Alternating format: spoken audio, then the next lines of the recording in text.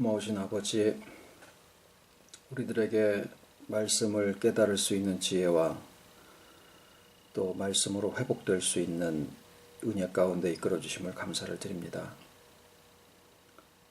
참 세상에 상하고 상처 입은 심령들도 많고 참된 진리가 어디 있는지 찾는 사람도 많은데 아버지의 말씀은 우리의 손에 있고 귀에 있고 입에 있어 너무나 가까이에 있지만 눈을 열어 알려주시지 않으면 우리가 결단코 알 수가 없사오니 은혜 위에 은혜를 더하시고 늘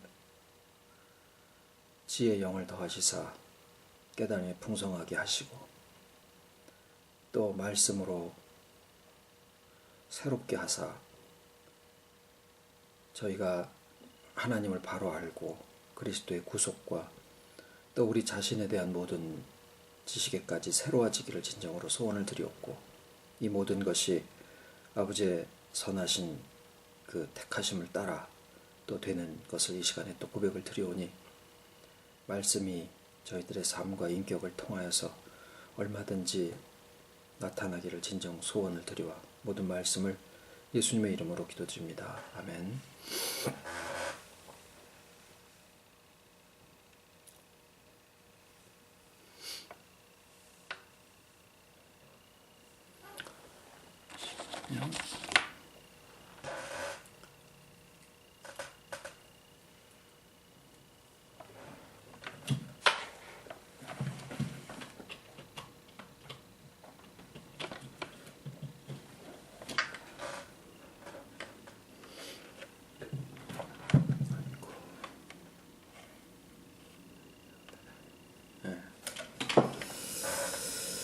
오늘은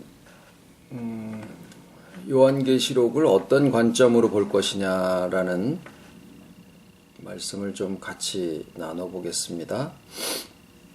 요한계시록처럼 해석이 구구각각이고 교파와 교회마다 각자의 해석을 또 다 가지고 있는 그러한 아주 특이한 성경책이 바로 요한계시록이죠.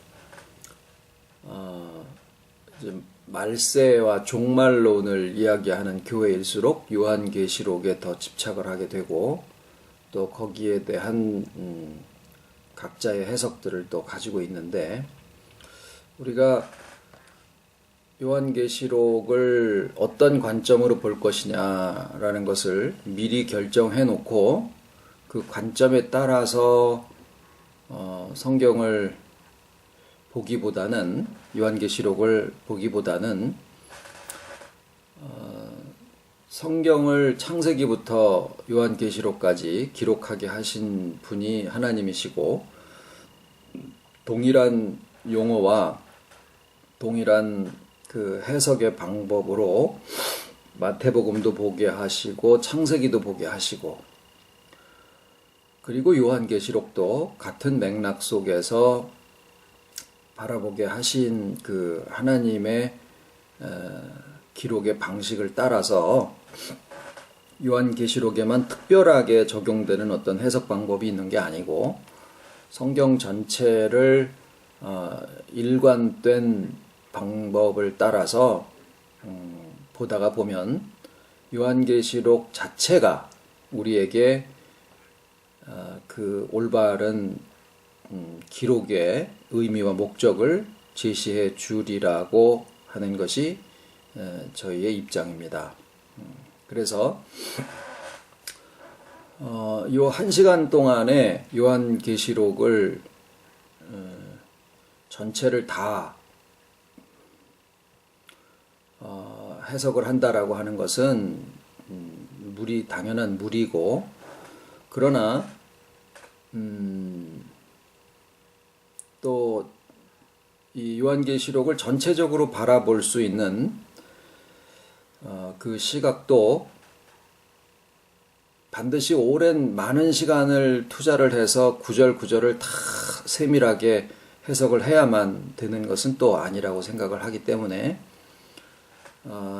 요한계시록이 많은 상징과 숫자를 사용하고 있고 또 그것들의 의미가 구구각각의 해석을 하고 있는데 그 중에 이제 열쇠와 같은 몇 가지의 상징과 숫자들을 우리가 상고를 해보면서 요한계시록에 대한 전체적인 조망을 한번 이 시간에 나눠보도록 하겠습니다. 우선은 요한계시록이라고 해서 사도 요한이 하나님의 그 성령의 지시를 받아서 어느 날 갑자기 계시를 받게 되고 그 즉시 앉아서 그것을 받아 썼느냐, 그거는 아니다라는 거예요. 요한복음도 주후 60년경에 요한이 그 기록의 필요성을 느끼게 됐고 또 에베소 교회를 목회하는 중에 다른 제자들이 다 순교해서 돌아가시고 이제 예수님의 육성을 듣고 친히 그 모습을 배웠던 제자들은 별로 남지 않은 그런 상황을 맞이하게 될 때 내가 직접 예수님께 들은 바를 기록을 해야 되겠다라고 하는 필요성과 또 그 목회상에 필요한 굉장히 이렇게 체계화되어져 있고 목적성인 그냥 나열한 식이 아니라 그런 요한복음을 기록을 하게 되시죠. 그리고 거의 같은 시기에 요한계시록을 기록을 합니다. 그러니까 물론 성령의 감동으로 계시를 받으신 것은 그 이전에 일어난 일이고 그것을 요한이 구약에 굉장히 정통하신 분이었어요. 선지서라든가 창세기, 시편 모든 것에 아주 굉장히 정통하셨던 분이라 그런 구절들을 아주 자유자재로 요한계시록에 인용을 하고 있고 또 많은 묵상과 또 다니엘서와 같은 그런 묵시문학의 어떤 체계를 다 갖추도록 많은 또 나름대로의 연구와 이런 것들을 통해서 나온 것이 바로 요한계시록이다라는 사실입니다.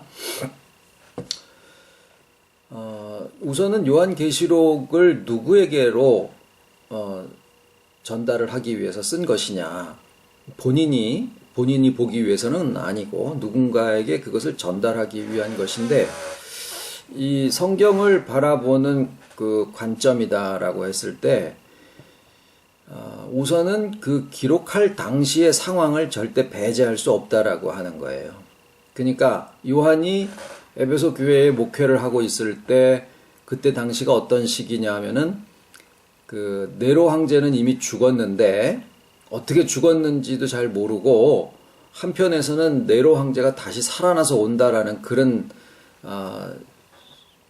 소문이 막 흉흉하게 돌고 있는 그런 시기였었고 이때 당시는 그 로마의 황제 중에서 도미티안 황제라고 하는 사람이 통치를 하고 있는 시대인데 기독교인들에 대해서 아주 조직적이고 체계적인 그런 탄압을 하던 그런 시기입니다.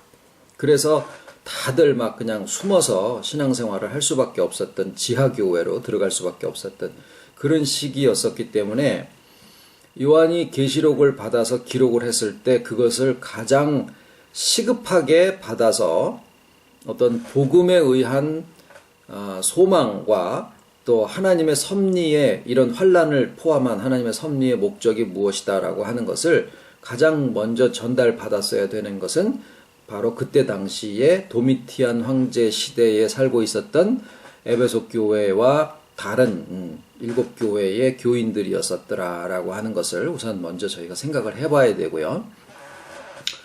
그리고 이제 666이라는 숫자가 나오죠.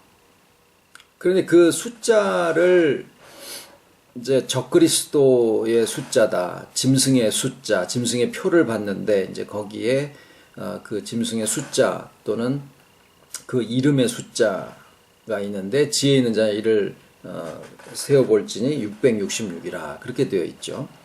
근데 그 666이라고 하는 그 숫자가 그때 당시에 어떤 사람의 이름이나 어떤 하나의 단어를 바로 입으로 표현해서 발설을 하면은 굉장히 위험에 처할 수 있는 그러한 대상의 이름들을, 예를 들어서 네로 그러면 니은하고 그 다음에 리을하고 오 이렇게 돼 있잖아요. 그거를 이제 히브리어로 풀어서 쓸 때 각각의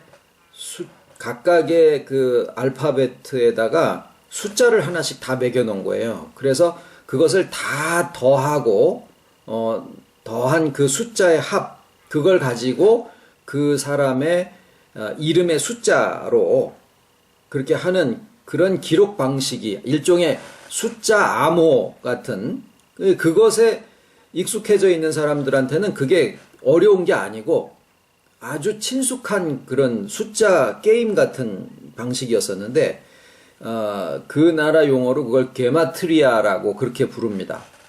그 네로라고 하는 것을 히브리 말로 해가지고 숫자를 다 해서 그걸 다 더해보면은 666이라는 숫자로 나타나게 돼요. 그건 지금 해봐도 똑같은 숫자가 나옵니다.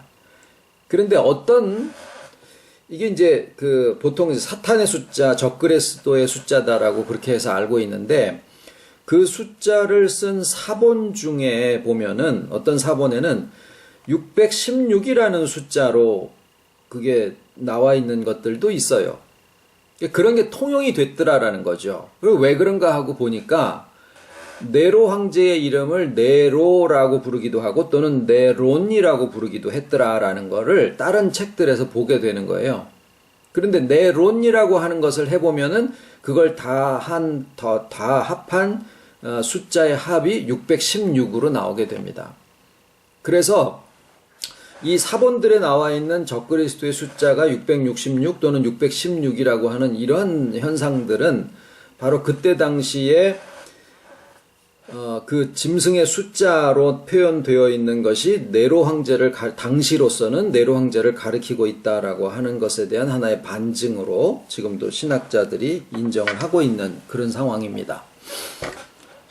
그런데 이제 그때 당시만을 위해서가 아니라 거기에 이제 무슨 내용이 나오느냐면은 예수님의 재림에 대한 언급이 요한계시록에 이제 나오죠.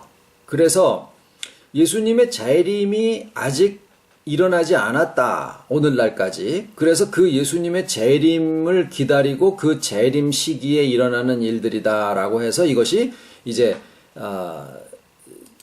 종말에 대한 그런 예언서다라는 것으로 이제 일반적으로 받아들여지게 된 거예요. 그러니까 주님의 재림을 다루고 있기 때문에 마태복음 24장과 또는 다니엘서 같은 데를 다 연관을 시키면서 이 주님의 재림의 시기에 일어나는 일들이다. 그러니까 그때 당시에는 아직 안 나왔으니까, 안 오셨으니까 육체적으로. 그러니까 주님의 재림을 기다리고 주님의 재림이 가까워졌을 때 일어나는 그러한 일들이다. 이제 이렇게 보다 보니까 그렇게 보다 보니까 예수님의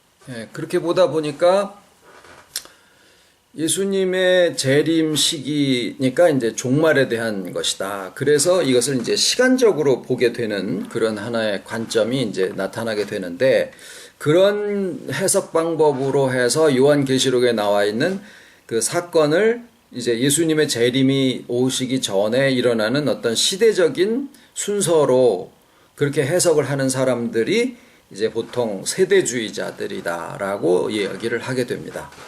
거기에 물론 이제 들림이라는 표현은 안 돼 있지만 어린 양이 시온산에 섰고 그와 함께 14만 4천이 함께 섰더라, 이런 표현들이 이제 다 들림에 대한 표현이다라는 그러한 해석들이 이제 가능하게 되는 거죠. 그런데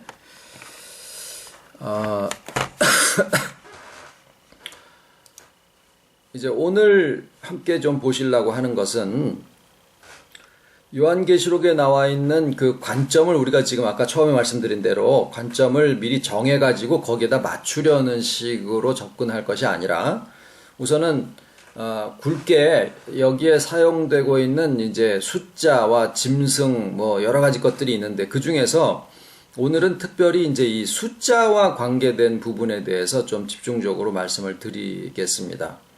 어떤 것들이 있냐면은 우선은 한때, 두때, 반때. 이게 이제 이 때라는 것은 보통 1년을 지칭을 하는 것으로 3년 반이라는 기간이 되죠. 그것을 42달이라고 표현하기도 하고 또는 1260일이다라고 표현을 하기도 합니다. 이게 결국에는 다 동일하게 3년 반에 해당하는 기간을 나타내고 있죠. 근데 이제 그 사용되는 그 용례를 따져보면은 용과 짐승에게 권세를 주어서 두 증인을 핍박하는데 이렇게 허락하신 그 기간은 42달로 달로 표시를 했고 성도들이 핍박을 받는 기간과 여인이 양육받는 기간은 한때, 두때, 반때로 표현하고 이 양육되어지는 그러한 기간은 1260일로 그래서 해라든가 또는 날로 이렇게 그러니까 항상 용과 짐승의 권세에 해당하는 것에는 42달로 표현을 했고 양육받고 연단을 받아서 뭐 이렇게 되는 데에는 한때, 두때, 반때 혹은 1260이라는 그러한 표현으로 사용을 하고 있더라라는 거죠. 근데 이제 요것을 전 3년 반, 후 3년 반으로 그러니까 전체가 7년의 환란인데 그 중에서 앞에 전 3년 반의 환란이 있고 그 다음에 후 3년 반에 있는 또 환란이 있다라고 해서 그 가운데 주님의 재림이 그 가운데에 있을 것이다라고 하는 그런 주장들이 있는데 이제 오늘은 그렇게 설명을 하는 그 세대주의적인 해석 방법 중에서 문제가 되는 것이 뭐냐면 마태복음 24장에 그 날들을 감하지 아니할 것이면 그러니까 환란의 날들이죠. 감하지 아니할 것이면 모든 육체가 구원을 얻지 못할 것이나 택하신 자들을 위하여 그 날들을 감하시리라.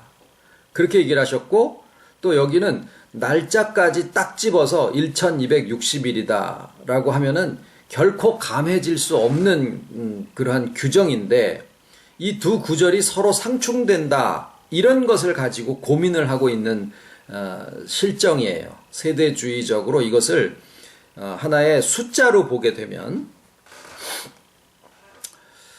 그래서 이 한때, 두때, 반때 또는 42달 1260일이라고 하는 3년 반에 대한 그런 숫자가 있고요. 그 다음에 천년 왕국이라고 하는 그 천년이라는 숫자에 대한 부분이 있고 그 다음 땅에서 구속함을 입어서 새 노래를 부르는 14만 4천에 대한 해석도 구구각각이죠. 그리고 마지막으로 그리고 아까 말씀드린 대로 666이라는 숫자와 그리고 요한계시록을 전체 통틀어서 지속적으로 반복이 되고 있는 이 7이라고 하는 숫자에 대한 것이 이제 성경에 나와 있는 숫자들에 대한 내용입니다. 그래서 짧은 시간에 이제 요 부분에 대해서 좀 굵직굵직하게 좀 설명을 간단하게 드리고 가도록 하겠습니다. 우선은 3년 반이라고 하는 것을 아까 말씀드린 대로 실제 3년 반이다라고 해석을 하려다 보니까 그러니까 그것이 그것만이 아니라 천년 왕국도 그렇고 14만 4,666 이런 것들이 다 특히 요한계시록에 나와 있는 이 숫자들을 있는 그대로의 물리적인 숫자로 보는 해석 방법이 대체적으로 세대주의, 그러니까 주님이 앞으로 재림하시고 천년 왕국이 이루어지고 이런 것이 역사적으로 3차 대전이 일어나서 이제 역사적으로 보는 그런 관점인데 이제 그렇게 됐을 때 문제들이 발생이 되더라라는 거예요. 그것을 이게 문자적으로 해석을 하게 되면. 그래서 성경을 우리가 해석할 때 12바구니 또는 12지파, 12제자 이런 부분이라든가 천지를 일곱 날 동안에 창조하셨다라든가 이런 부분들의 숫자들이 성경상에서 어떤 의미를 두고 사용되고 있다라고 하는 것에 대해서는 다 공감을 하거든요. 요한계시록도 마찬가지라는 거죠. 같은 성령의 감동하심으로 기록이 되어 있기 때문에 요한계시록만 특별히 이것을 꼭 14만 4천이라 그러면은 그것을 그대로 해석을 해야 되고 일곱은 딱 일곱이고 뭐 이런 식으로 해석을 그 문자적으로 하려고 하는 것은 성경 전체를 해석하는 방법상으로 볼 때도 옳지 않아요. 그리고 그렇게 해석을 하게 되면은 문제가 발생이 됩니다. 아까 이제 해석적인 문제에서도 문제가 발생이 되고, 그래서 우선은 3년 반이라고 하는 것은 전체의 요한계시록이 강조하고 계속 지속적으로 반복하고 있는 숫자는 7이에요. 그 7의 절반이다라고 하는 거. 그것은 뭐 어린애가 봐도 마찬가지로 알 수 있는 거니까. 3년 반은 7의 절반이다. 전체 7년을 놓고 또는 7이라는 숫자를 놓고 볼 때 전체의 절반이다. 그런데 그 7년을 환란으로 보는데 환란은 누구에 대한 환란이냐? 첫 번째의 환란은 성도들이 당하는 환란으로 묘사가 되고 있습니다. 그때 당시에도 도미티안 황제로부터의 핍박과 박해를 받고 있는 상황이었기 때문에 일단은 요한계시록을 받은 에베소 교회 교인들이라든가 오늘날 우리들도 이 시대를 살아가면서 또는 그 시대를 살아가면서 이 세상에서 성도들이 받는 고난을 먼저 느끼게 되죠. 요한도 그것을 먼저 보여주는 거예요. 그러니까 성도들이 또는 두 감람나무와 두 촛대라고 했었던 두 증인들이 그 핍박을 받고 죽음을 당하고 뭐 하는 그런 모든 기간들, 한때와 두때, 반때, 성도들의 모든 권세가 깨어지기까지 다니엘서에는 그렇게 표현이 되어 있기도 했죠. 그런데 이제 그것에 대한 다른 표현이 하늘에서, 그러니까 지상에서는 환란인데 그것이 하늘에서 볼 때는 한 여인이 아들을 낳아서 그 아들을 양육하기 위해서 1260일 동안 예비된 곳이 있더라. 양육받는 기간 또는 한때, 두때, 반때. 그동안에 42달이라고 하는 그 기간 동안에는 용의 권세와 용의 권세와 짐승의 권세가 두 증인들을 핍박을 해서 죽기까지 하고, 하늘에서 이적이 보이는데 보니까 하늘에서는 한 여인이 아들을 낳아서 장차 철장으로 만국을 다스릴 남자인데 그 아이를 양육하기 위해서 1260일 동안 양육받는 그런 기간이 있더라. 그러니까 요한이 계시를 받아서 제시한 환란에 대한 의미는 그러니까 하늘의 세계의 시각으로 보게 되면은 그것이 환란이 아니라 뭐예요? 하나의 양육받는 기간이다라고 설명을 하고 있는 거예요. 그리고 그 나머지 기간은 그 아이가 철장으로 만국을 다스릴 그 남자 또는 백마를 타고 충신과 진실이라고 하는 이름을 가진 그가 철장으로 만국을 다 다스립니다. 그러니까 전체적으로 요한계시록은 환란에 대한 기록을 해놓은 것이 아니라 환란을 통해서 앞에 부분에서는 그게 연단으로 의미가 바뀌어지게 되고 뒤에 부분에 가서는 결국 용의 권세와 짐승의 권세와 그 짐승의 선지자가 모두 결박을 당해서 무적행에 던져지고 나중에 잠깐 풀려났다가 완전히 진짜 가두어지게 되는 그러한 상황으로 이제 결론을 맺게 되는 거예요. 그래서 요한계시록은 보통들 생각하기에 환란과 재앙에 대한 기록이다라고 생각을 하지만 이 전체를 큰 시각으로 보게 되면 이것은 환란에 대한 어떤 두려움의 경고가 아니고 모든 믿는 사람들의 가장 큰 원한이라고 해야 될까? 그런 부분에 해당하는 용의 권세, 짐승의 권세, 선지자의 권세가, 짐승의 선지자의 권세, 우상의 권세가 다 결박을 당해서, 그것도 어린 양과 그 다음에 충신과 진실이라는 이름을 가진 백마를 타고 오시는 그분과 그 다음에 어떤 천사가 용을 그냥 툭 잡아버리죠. 뭐 싸웠다 이런 얘기도 없이 그냥 어떤 한 천사가 용을 턱 잡아서 무적행에다가 결박을 해서 턱 던져 넣어요. 아무런 저항도 할 수도 없게. 그런 어떤 굉장한 승리와 소망을 제시하고 있는 그러한 책이 바로 요한계시록이다라고 하는 거예요. 그래서 이 3년 반이라고 하는 것을 자꾸 시간적인 어떤 하나의 기간으로 보려고 하다 보면은 아까 말씀드린 해석상의 오류가 생겨버리고 마태복음 24장과 조화점을 찾을 수가 없게 되고, 그리고 언제서부터가 언제까지냐 이런 식으로 자꾸 이게 문제가 발생이 되는데, 이것이 전체 하시는 역사의 환란의 의미와 그 다음에 그것의 목적과 그것의 결과가 결국 용과 짐승과 그것의 선지자, 그것들의 우상 이런 것들이 다 결박당해서 무적행에 던져짐을 받게 된다라고 하는 이 하나의 하늘의 역사와 땅에서 일어나고 있는 역사의 의미를 이 요한계시록이 제시해 주고 있다라고 하는 그런 관점으로 이것을 우선 보게 되면 3년 반에 대한 것들이 그렇게 어려운 부분이 아니다라고 하는 것을 알 수 있게 됩니다. 두 번째는 천년왕국에 대한 부분인데, 천년왕국은 요한계시록에만 나옵니다. 3번밖에 나오지 않아요. 그런데 그것을 놓고 다양한 교파 간의 해석의 차이들이 발생하게 되고, 특히 세대주의자들은 이 천년왕국을 그냥 천년이라고 생각을 하고, 개혁주의자들은 무천년주의다. 그래서 이 실질적으로 천년이라는 기간이 존재하지 않는다라고 그렇게 아주 첨예하게 대립의 양상을 띠고 있어요.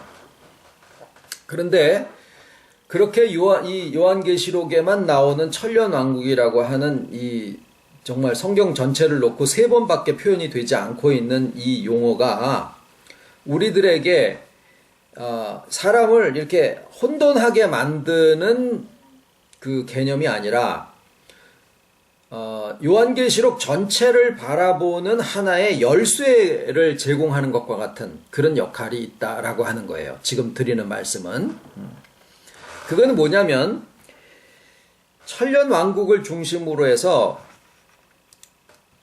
3가지의 사건이 이렇게 연달아서 진행이 됩니다. 그것은 첫 번째, 예수님의 재림이 먼저 이루어지고 그 다음에 첫째 부활이 일어나게 돼요. 예수님의 재림과 그 다음에 예수님의 재림과 더불어서 첫째 부활이 이루어지고, 그 다음에 첫째 부활에 참여한 자들이 재림하신 주님과 더불어서 천년 동안 왕노릇한다. 그러니까 천년왕국이 그 다음이에요. 물론 이제 그 다음에 무적행에서 잠깐 노임을 받아서 곡과 마곡에 이게 모아가지고 전쟁을 하는데 뭐 이런 게 그 다음에 있고, 그 다음에 새 하늘 새 땅이 이루어지고, 이건 나중 문제고, 지금 딱 중요한 그 포인트는 예수님의 재림이 먼저 있고 그 다음에 첫째 부활이 있고 그 다음에 천년왕국이 그 다음에 이루어진다라고 하는 이 순서예요. 그러니까 문제는 이 첫째 부활을 어떻게 해석하느냐에 포인트가 있습니다. 해석의 그 관건이 거기에 달려 있어요. 첫째 부활을 어떻게 해석할 것이냐. 성경에서는 예수의 증거와 하나님의 복음을 위해서 목배임을 받은 자들의 영혼과 짐승과 그 우상에게 경배하지도 않고 그 이마와 손에 표를 받지도 아니한 자들이 살아서 그리스도로 더불어 천년 동안 왕노릇하고 이렇게 돼 있어요. 그런데 이 첫째 부활에 참여하는 자들이 복이 있도다라고 하는 것을 만약에 이게 육체의 부활로 생각을 하게 되거든요. 이제 사람들이 세대주의자들은 당연히 주님이 재림하실 때 거기에 첫째 부활하는 자들은 순교자들이다라고 못을 박아서 그들이 먼저 깨어나가지고 천년왕국에 주와 더불어서 왕노를 산다 이렇게 돼 있는데, 만약에 그것을 진짜 그렇게 문자적으로 해석을 할라 치면 진짜 문자적으로 목배임을 받은 순교자들만, 그 영혼들만 살아난다라고 해야 돼요. 문자적으로 진짜 하려 그러면은. 그런데 사자에 찢겨 죽은 사람도 있고, 물에 빠져 죽은 사람도 있고, 톱으로 켜 죽은 사람도 있고, 십자가에 죽는 사람도 있고, 실제로 목 베어서 죽은 사람은 그렇게 많지 않아요. 순교의 역사를 보면은. 그러니까 여기에 예수의 증거와 하나님의 복음을 위해서 목배임을 받은 자들의 영혼과 짐승과 구우상에게 절하지도 아니하고 또 이마 손에 표를 받지도 아니하는 자들이 살아서라고 할 때, 이 첫째 부활을 생각할 때는 뭘 먼저 생각해야 된다고요? 첫째 사망을 한 자들이 첫째 부활에 참여한다라고 하는 거예요. 그러면은 첫째 부활을 알기 위해서는 첫째 사망이 무언가를 먼저 규명을 해야 됩니다. 다들 생각을 뭘 가지고 하냐? 그냥 육체가 죽은 걸 가지고 첫째 사망이라고들 생각을 하는데, 그 죽은 그 사람들 중에서 어떤 죽음은 더 고결하고 순결해서, 그러면은 사도 요한 같은 분은 목배임을 받지도 않았고 순교를 당하지도 않았고 소위 천수를 다하고 돌아가셨거든요. 그러면은 그런 분들은 목배임을 받은 자의 영혼이 아니니까 첫째 부활에 참여하지 못할 것인가? 아브라함도 엘리야도 그냥 순교를 당한 게 아니니까 그런 분들은 첫째 부활에 참여를 못하는 것인가?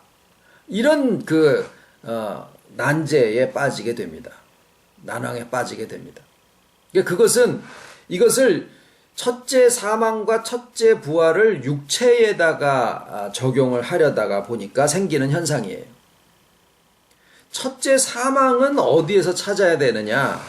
에덴에서부터 사람이 죽어서 영이 죽은 그 상태를 첫째 사망으로 보아야 하는 것이 성경 전체를 놓고 볼 때에 가장 타당한 해석입니다. 그렇지 않고 육체의 죽음으로다가 생각을 한다 그러면은 첫째 부활에 참여하는 사람들의 이 제한성이 너무나 아주 편협적인 그런 상황이 되어버릴 수밖에 없어요.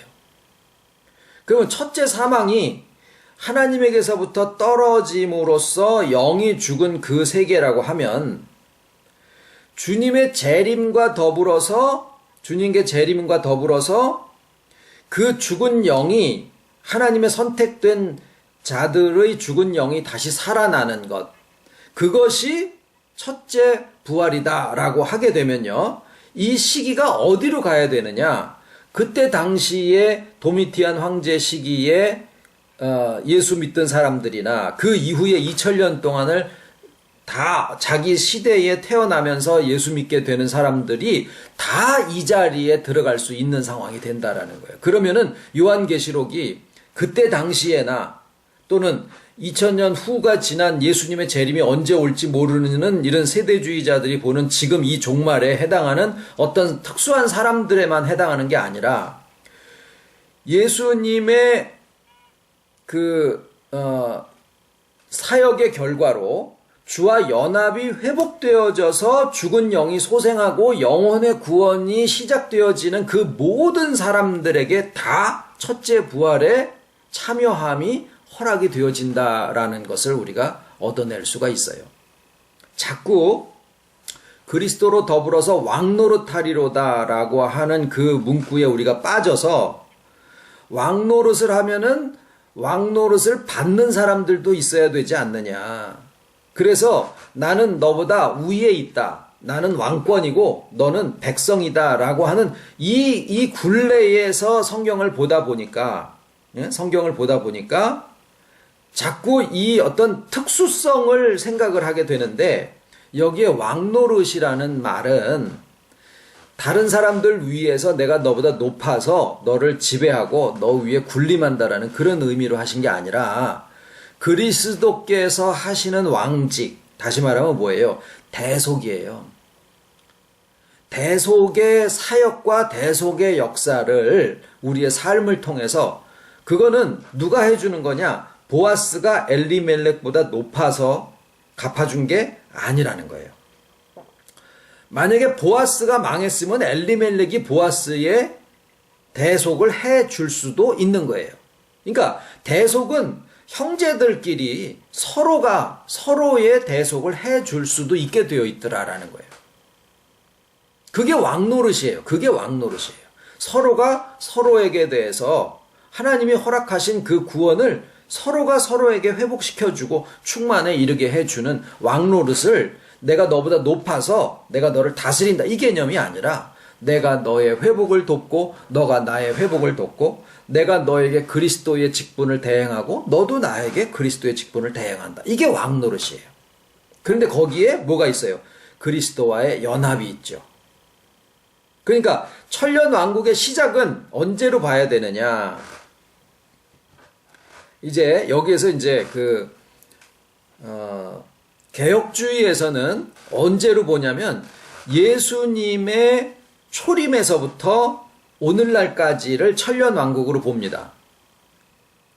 예수님의 초림에서 어린아이로 태어났을 때 이미 사단의 권세가 땅에 떨어진 것이 아니냐, 이렇게 보는 거거든요.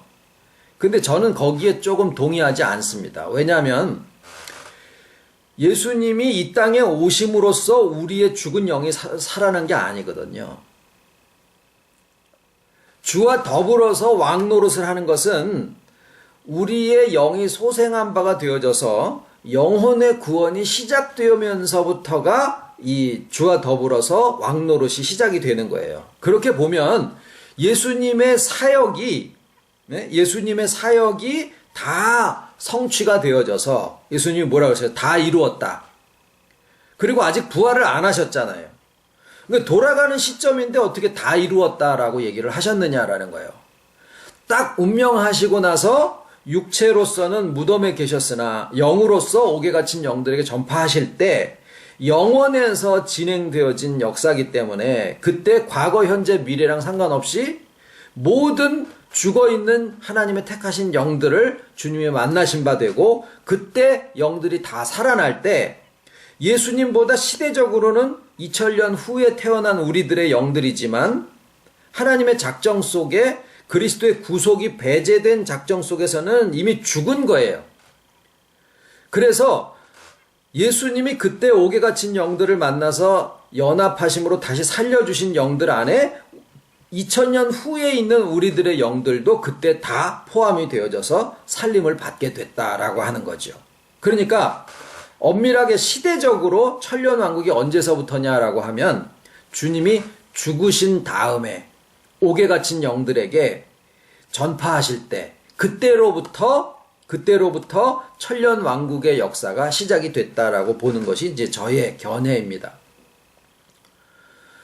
그리고 개인들이 그 주님의 부활하심을 자기의 혼이, 인격이 그것을 인식하기 시작한 때는 주님의 재림을 만나기 시작한 때고, 그 다음에 오순절 성령 강림의 역사에서부터 그게 하나의 시대적인 역사로 나타나게 됐다라고 봅니다. 그래서 그때로부터 이미 주와 더불어서 왕노릇하는 역사가 시작이 된 거고, 그 이후에 태어난 사람들은 자기의 때에 영혼의 구원이 시작이 됐고, 영은 이미가 아니라 영은 영원에서 이미 살아난 거고, 그 살아난 영이 혼과 더불어서 영혼의 구원이 시작이 되는 것은 각자 자기의 때에 되는 것이고,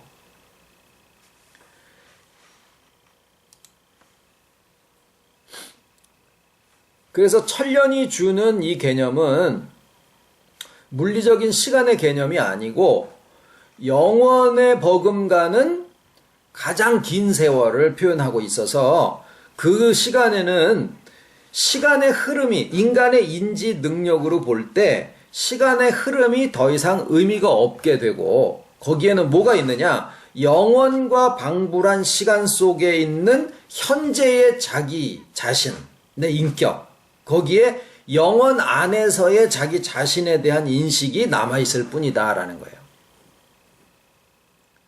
그러니까 우리의 인간의 의식은 영원을 생각을 하는 쪽으로 가기 위해서는 뭐 억만 년을 살아봐야 되느냐, 그게 아니라 천년이라는 기간으로만으로도 충분하다라는 거죠. 그러니까 결국에는 영원 속에 있는 자기 자신을 인식하게 하는 그 가장 긴 세월을 천년이라고 표현을 했다라고 하는 거죠.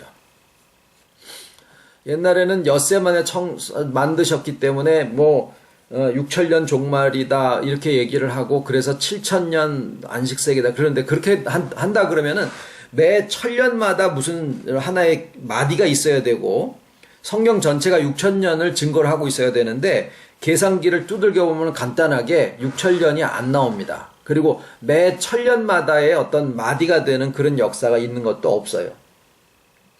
그래서 이것이 숫자적으로 딱 천년, 뭐 6천년 이렇게 되는 것은 아니다라는 거죠. 그 다음에 세 번째 14만 4천에 대한 부분인데 이걸 문자적으로 해석을 하기 때문에 이제 신천지 같은 그 모임들이 생겨지게 되고 14만 4천을 문자적으로 해석을 하게 되면 어떤 문제가 생기냐? 첫 번째는 세상에 어떠한 유형 교회도 천국의 그 뭐라고 표현을 해야 되나요? 이제 보통 신학적으로는 무형교회라고 하는데 천국의 그 원형교회라고 할까요? 그러니까 세상에 어떤 유형교회도 천국의 원형교회가 될 수 없다라는 거예요. 아무리 제도적으로 하고 뭐 복음이 막 출중한 그런 교회라고 하더라도 그 교회에 들어와야지 하나님의 천국의 그 뭐 진짜 하나님의 자녀의 그런 교회의 교인이 되느냐, 그건 절대로 그렇게 될 수 없다라는 거예요. 그러니까 이 땅에 예를 들어서 14만 4천의 숫자가 있어서 그 교회 교인이 되어야만 하나님의 천국의 교인이 되느냐, 절대 그건 그렇게 될 수는 없다라는 거예요. 그건 누구나 다 그렇게 생각을 합니다, 신학자들이.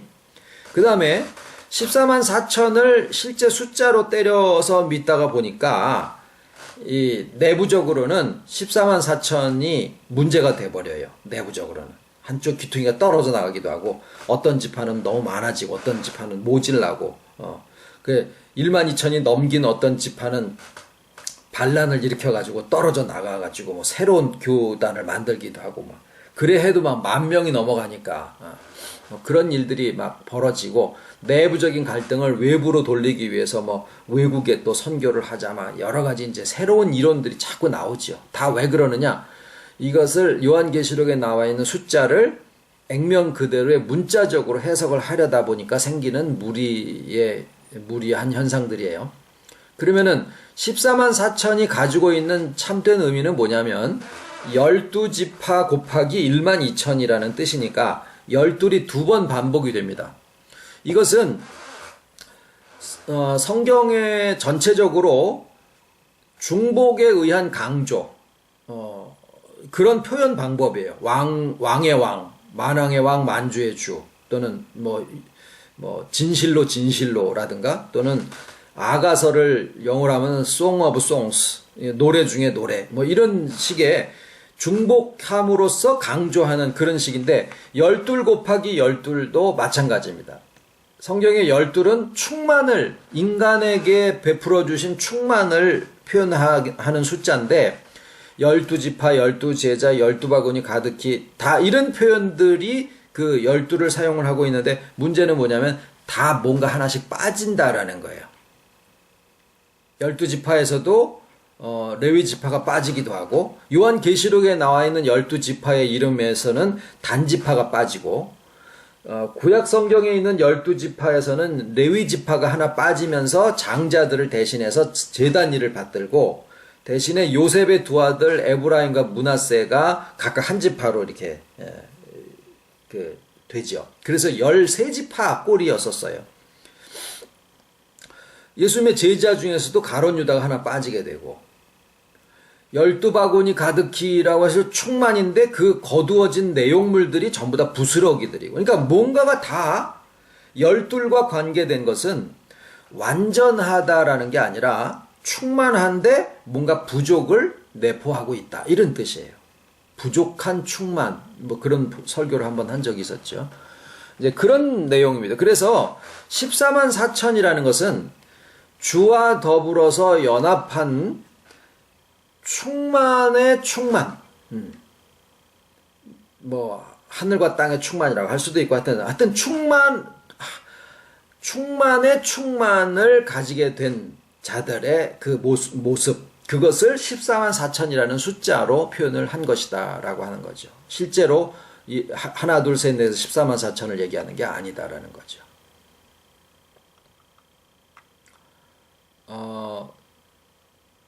40분이 넘기는 했습니다만은 666과 그 다음에 7에 대한 숫자가 있는데 잠깐 말씀을 드리고 마치겠습니다.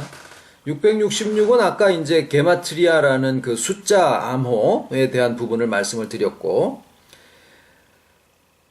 뭐 솔로몬이 그 금 달란트의 중수가 666 뭐 달란트였다, 이런 표현이 있고 뭐 그렇긴 하는데, 그런 내용보다 이게 이제 자꾸 사단의 이제 그런 내용으로 이제 몰아붙이는 경향이 있는데, 성경의 600수는 노아 방주가 뜰 때 노아 나이가 600세였었고, 60은 이삭이 쌍태를 하는 때였었고, 엿새 만에 사람을 만드시죠. 그래서 이 6이랑 관계가 되는 것을 이 어떤 마지막 때에 나타나는, 이게 잘 보세요. 그렇게 해서 6이라고 하는 이 마지막 시대에 엿새 만에 사람 만드시듯이, 노아가 방주를 만들어 뜨듯이, 이삭이 쌍태를 하듯이, 마지막 종말 시대에 어떤 인물이 등장해야 된다라고 하는 경우에는 이것을 종말로 보게 됩니다. 그렇게 되면 그걸 종말로 보게 됩니다. 그렇게 되면 이 666이라고 하는 숫자에 의해서 증거를 받은 사람이 되어버려요. 그런데 이 노아의 600수나 이삭의 쌍태나 또는 엿새 만에 사람을 만드신 그 역사가 어떤 마지막을 얘기하는 게 아니라 하나의 시대가 그 다음 시대로 넘어가기 위한 하나의 경계를 나타내고 있다라는 의미로 이것을 달리 생각을 해야 돼요. 그게 바른 이해예요. 그러니까 노아가 600세에 방주가 뜨면 1년 열흘 정도를 물 위에서 생활을 하게 되거든요. 자기의 의지나 이런 상관없이 하나님의 은혜 속에서 그냥 보호를 받으면서, 이삭이 쌍태를 하면서 새로운 세대로 넘어가고, 엿새 만에 사람을 만드심으로써 그게 종말이 아니고, 거기에서부터 여자가 나오고 그 다음에 에덴 동산의 7째 날의 삶이 시작이 되는 거거든요. 노아도 600세에 방주가 뜬 다음에 가라앉아서 새로운 시대가 되어지죠. 그러니까 바로 666을 넘어서 그 다음에 뭐가 나오냐면 7이라는 숫자가 나오게 되는데, 하나님은 전체가 7이에요. 원래가 666이 아니라. 그러니까 666으로 증거를 받은 그 세계가 결국에는 뭐냐면, 마지막 시대에 뭐 한 인물이 나타나야 된다라고 증거를 하게 되면 거기에 증거가 바로 우상의, 짐승의 우상을 만드는 그런 자리가 거기에서 생기게 된다라는 거예요. 그래서 요한계시록을 볼 때는 이 6의 숫자가 끝이 아니고 하나님의 섭리는 6이 아니라 7으로 처음부터 끝까지 계속 진행되고 있다라고 하는 사실을 요한계시록이 전체가 말씀을 하고 있어서 결국에는 어둠이거든요. 어둠을 첫째 날에도 창조의 첫째 날도 저녁이 되면 아침이 되고 둘째 날, 셋째 날 모든 6째 날까지의 창조 역사에 저녁이 되면 아침이 되니까 밤이 있더라라는 거예요. 밤을 주관하는 달의 권세 42달, 그 다음에 낮을 주관하는 큰 광명. 그런데 7째 날에는 하나님께서 안식하시니라 라고만 되어 있고 그날을 복주어 거룩하게 하셨느니라 라고만 되어 있지, 그날에 저녁이 되면 아침이 되는 7째 날이라는 표현은 없어요. 실질적으로 그게 물리적인 날이었다라면 당연히 저녁이 되면 아침에 7째 날이니라가 들어갔겠죠. 그런데 표현은 안 돼 있고 오히려 계시록에 와서 새하늘 새 땅을 표현을 할 때 뭐가 없어졌다라는 표현을 하느냐면 거기에는 더 이상 밤이 없더라 라고 표현을 하고 있어요.